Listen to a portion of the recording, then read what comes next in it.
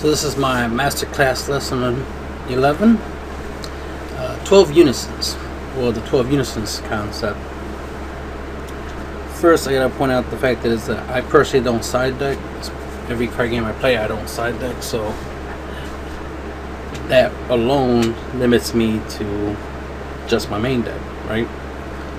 So I gotta make sure my main deck's on fleek, right? I gotta make sure it's strong, because I do not have the luxury of a side deck. I'm not going to go into why I don't side deck, because I know what will happen if I did. Pretty much just the whole no super combo idea. So anyway, 12 unison. Now to me, 12 unison is not a lot. Even 20 unison is not a lot for me, but to each their own. From what I see so far, most people like to play a maximum of 8 unisons, but typically 4 unisons, right? And that's fine. To each their own. Whatever works for you works for you. And some people do side deck, so that's understandable. But I don't, so I have to main all my cards. So for me, you know, I have 12 unisons.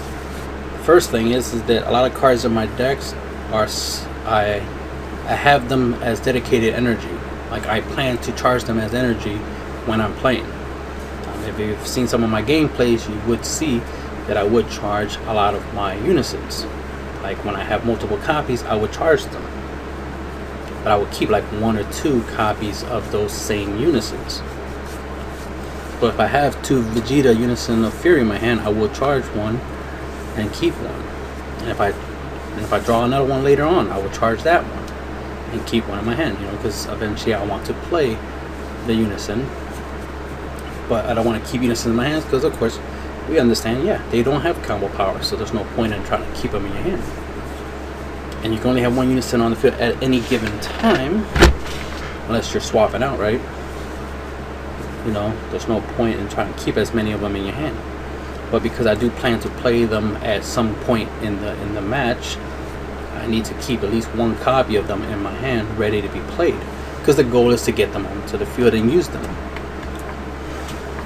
So as you can see, this will be like a typical you know, 12 unison lineup for any yellow deck. So any yellow leader with yellow energy, you know, yellow battle cards, these will be my staple. 12 unisons. There are other ones that I like to play with, and sometimes it even gets me up here to this section where I put, you know, my extra cards. So down here is where my, like, you know, where like my unisons and my one-ofs, like Cell Zeno and stuff like that.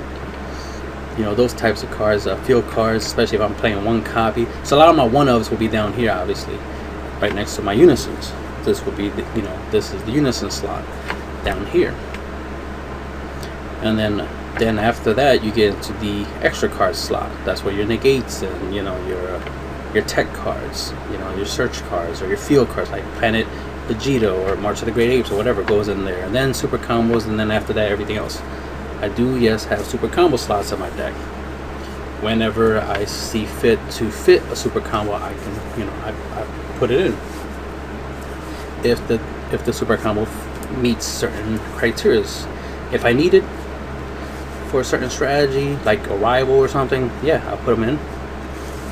If they help with my deck, like Nappa, for example, Nappa super combo, I use it a lot, because it's, to me, it's not a super combo. To me, it's just a free 10k body that I can play at any given time. And the way you get it on the field is by super comboing, right? By comboing with it. Raider's War Cry, you combo it, then it summons onto the field. It's the same thing to me. I treat it the same way. I don't see it as a super combo. I just see it as a combo battle card. I combo it and it summons. I combo and it summons, just like all the other cards that you combo, you summon. The only thing is, it's free, right? I like free. That's why I still play Bodyguard Legend and Nappa. Nappa would be in all my decks if Nappa wasn't only red and green. But most of the decks I build are red and green, so you do see Nappa a lot. But there are some times where I play Android 18 Bionic Blitz because she has the hand destroying ability, right? The hand effect. So sometimes I need that in a deck strategy, especially if the deck has a lot of effects that hit my opponent's hand, then I add her for that purpose. But you know, like I said, there is a slot for super counts, but a lot of times that gets replaced with, you know, stuff like a negate, or because I'd rather negate an attack than trying to out super combo an attack, or you know, the Champa, E Supreme Kind, you know, that kind of stuff. But then of course I got the extra card slots, which usually takes up about, you know, 8 spots in my deck. You know, it takes up 2 slots, 4 copies of each, so that's 8 extra cards. So I'd be having 8 extra cards in my deck, and then of course the 12 Unisons, for a total of 20 cards in my deck that don't have combo power. I mean, obviously before Unisons was even a thing, I would have 16 extra cards. So these two right here, this Vegeta and this Goku Forever in Our Memories, would have been extra cards. And then this would have been a 2 copies of whatever card I decided to tech in. You know, just a tech card, like 2 Awakened Warrior Bardock, right? Yeah, Awakened Warrior Bardock. You know, Overrealm, right? And that's how my my decks would be. It would be like that. But the thing is the funny thing of the fact that there'll be 16 cards in the deck that don't have combo power. You know, that's why it is kind of strange for people to see 12 Unisons and be like, oh, that's too many. It's like, too many for what? Too many for my decks? Not really, because these are taking up extra card slots that I always would have. I would have always had some type of extra card in a yellow deck. This Vegeta would have been a Planet Vegeta, right? That would have been a Planet Vegeta. This probably would have been another negate right here. This would have been a Sparking Negate along with the Flying Nimbus, right? So this would have been Time Magic. So I would have Time Magic, Planet Vegeta, Flying Nimbus, and whatever I put here. And I'll use this one, Universe 9 the symbol, as an example. So bang, there, 16 extra cards. None of them have super combo capabilities. 2 of them, Flying Nimbus, and if I had Spark, the Time Magic, negates. That's it, you know, negates. But they have no combo power. So some people use that as a reason to have an issue with having a lot of Unisons because they don't have combo power. It's like, well, that's not what they're in the deck for. They're in the deck obviously to be played onto the field and to be used. The goal is to play them. I treat them more like battle cards when I put them onto the field. Their job is to hit the field. But I consider them like extra cards they can attack. So that's why they take up extra card slots. That's why you don't see them up here in the top rows, because the top rows are for battle cards. Unisons and extra cards obviously go at the bottom.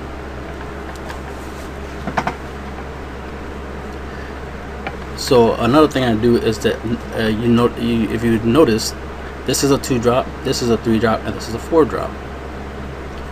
Sometimes you might see that I might have more than one 2-drop in the deck, more than one 3-drop, and you know, it'd be rare for me to have more than one 4-drop or 5-drop. But 3-drops and 2-drops and even 1-drops, you'll definitely see multiple copies, like multiple Unisons that cost 1, 2, or 3, because you know, it depends on what I want to do turn 1, what I want to do turn 2, what I want to do turn 3, and it depends on what they do that determines that. Another thing about Unisons is that they stick on the field. That's the thing. Yeah, you play them, you can only have one at a time, but they're going to stay there for a while until they don't. Some Unisons don't even last that long. Some Unisons don't last longer than 1 turn anyway. So why not have a backup Unison? Why not have another Unison you can play after that?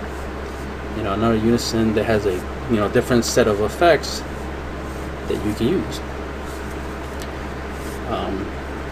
You can also think about a 2-drop offensive Unison. You know, like this one would be, you know, well, this one obviously has both defensive and offensive capabilities, because it's -1 is pretty defensive, it's -3 is very offensive. So it serves both purposes, which is why in this little setup you only see just this one, this 2-drop Vegeta, this 2-drop Unison. You don't see any other 2-drop Unisons in this little lineup right here, because he serves both defense and offense. But let's say all he was defense, then I would need an offensive Unison, a 2-drop that I can use to go for game, or apply pressure early game. So then that would matter. Sometimes I will have a 2-drop that does something, and then I have a 3-drop that does something similar. Because sometimes you might have to get something on board as soon as turn 2, especially if it's a defensive card. So the sooner the better, right? So have a turn 2 card and then have a turn 3 card is a good idea to have. And then that gives you 8 copies of the same effect, right? Which is always important. Because more copies of something, well, for me anyway, adds to consistency. When you need it, you got it. And if I value it, I definitely want more copies. That's why I play 4 Champas and 4 E-Supreme cards, because I value 10k combo and double strike, right? So when you value something and it works, right, double up on it. Always double up.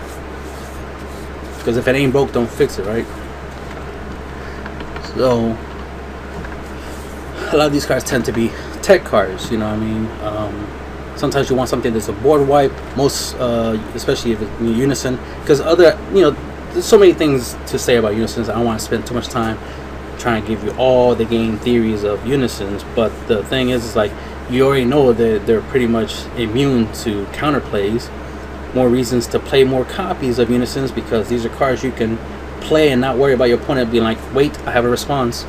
Oh, let me charismatic villain your card. Nope, they're Unisons. You can't touch them, right? Not yet. There's technically one card that can, but that's very specific. But on average, you'll play a Unison and you do whatever you want with it. You don't have to wait for a response, because it's a Unison. So why not have more copies? And of course you want to have options. And you might be in a scenario where somebody might have a card that says you can't play a battle card. Well, good thing you have a whole bunch of Unisons in your deck, because you can play them, use them, minus them until they're used up, and then play another one, to take their place and just keep it moving. A lot of Unisons tend to stick on the field, right? You play them and they tend to stay on the field long, because they tend to have like +2 effects, or just really good plus effects. Vegeta Unison of Fury tends to stick on the field pretty long, because it prevents attacking, and the most common way to get rid of a Unison is to attack. So Vegeta Fury Unison tends to stay on the field for a while. So like in this, whatever this deck ends up being, right, which it's not really going to be a deck at the moment, but if it ends up being a deck, obviously this will come down on turn 2 and it'll stick on the field for a couple turns. But like around turn 4 or 5, I might want to drop this, as a floodgate, either to try to gain an extra turn, so I can get to like turn like 5, to get to like turn 5 or 6 or something, depending on what deck I'm playing. Like if I play this in Shenron, I'm definitely going to use this to try to get to turn 6, so I can do my Shenron's Sin Shenron leaders 6 energy ability, so I'm going to use that to get there. Of course, make a Kabara with Sin Shenron will help me, self-awaken, of course. But this is useful as a turn 4 win con, if you want to call it, because of the fact that I could literally take my opponent's battle card and finish them with their own card. And it will only cost me 4 energy to do so. And then the fact that this is a blocker, and then it has abilities. So the fact that on turn 4 I could play this, take my opponent's own battle card, swing at it. Of course, to keep this on the field, you want to play a second copy on top of it. Under it, to give it a marker, so it has 5 markers, and then -4, obviously to get the effect, the obviousness. And then take their battle card and swing at them and do all that good stuff. And at least you'll still have this as a defense in case you didn't manage to go for game. In case your opponent managed to out-combo your last attack and survive that turn, at least, you're not completely tapped out and defenseless, because he's a blocker. And he can at least tap down another attacker potential attacker with his effect, so he can potentially stop 2 attacks. So there's that. He does have a +1 ability, which you can use to tap down your opponent's battle cards, so that can further help you stall a little bit longer, you know, things like that.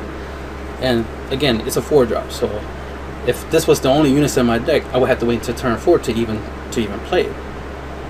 But it makes sense until I play him that I have other unisons I could play sooner, which is where we get the 2-drop one, and then we get the 3-drop one, up to the 4. So I play this one, and then eventually I get to this one. So they will be played at some point in time in the match. But a lot of times they will be dedicated energy. So I consider them dedicated energy when I don't need them. If I don't need them, then I just charge them. But if I do need them, then I play them, obviously. I don't need too many copies, just one of each will be enough for a single duel.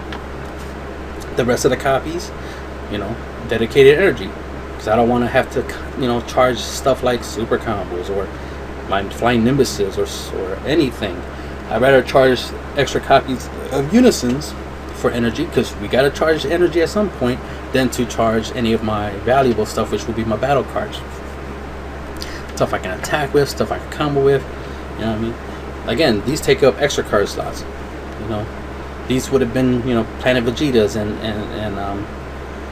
Time Magics, and I might have to charge them just so I can have energy, you know what I mean? So I have to choose between, you know, how many negates and how many, you know, Planet Vegetas I'm going to keep, you know what I mean? Stuff like that. Because normally I just play like one Planet Vegeta, search out Warriors, Raiders, Warcry, or whatever sane 4 cost or less I want to grab from a deck with it, and then the rest of the Planet Vegetas will just be energy. So that's how I play. I expect other people to do the same, so shouldn't be unique to me, but you know. So playing 12 unisons is just how I roll. Now some people do side decks, so I understand that they don't need to put 12 unisons in their decks. They'd rather have less unisons, and they'd rather just side out depending on the matchup, and you know, side out certain unisons and put in certain other unisons. You know, hey, to each their own. Y'all got that? Yeah, you have that option, then go ahead, do you.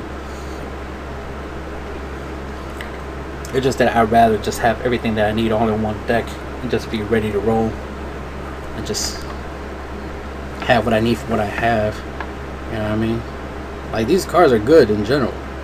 They have these 3 unisons specifically for yellow have served me well in duels, so there's no reason not to have all of them in the deck. I could, you know, of course, just because MicroRecords is a 4-drop, depending on the deck, I could drop it down to 2. You know what I mean? Could drop it down to 2, so that way it's a 50-card deck. I could drop these down, you know, 3 each, for example. Since I could do this one too, originally. No, 3 will work, right? Yeah, because it'd be 40, 48. No, not 40, what I'm saying, 46, 49. No, I would need one more. Since this one will be the most important one, so I'll keep that at 4. So it's 44, 47, yeah, and 50. So I could do something like that, yeah. I just have to take 2 down. So I could take this down by 2, this down by 2, just so this would be a 50-card deck, and then that right there will be just 10 unisons. Instead of 12, 10. But I play 52-card decks, so that's why I'd be having 4 of each, which inherently, you know, that's why. I could just do 8 unisons, and then here put 2 copies of whatever I want, or 4 copies of like a finisher or something, or just any tech card. Like, I could put my overwhelm card here, and then just have these 2 unisons. You know, if I really want to just have these 2. Because, you know, it depends on the deck and what I want to do. But currently, because that's the funny thing, is like, it would only just be like pretty much just 8 unisons if it wasn't for the fact that I have the ability to add 4 more and make this a 52-card deck. and mostly almost all of the cards on my deck are finishers in some shape, way, or form. So there's no point in using this extra slot right here to like add a tech card finisher or something, or just a finisher in general.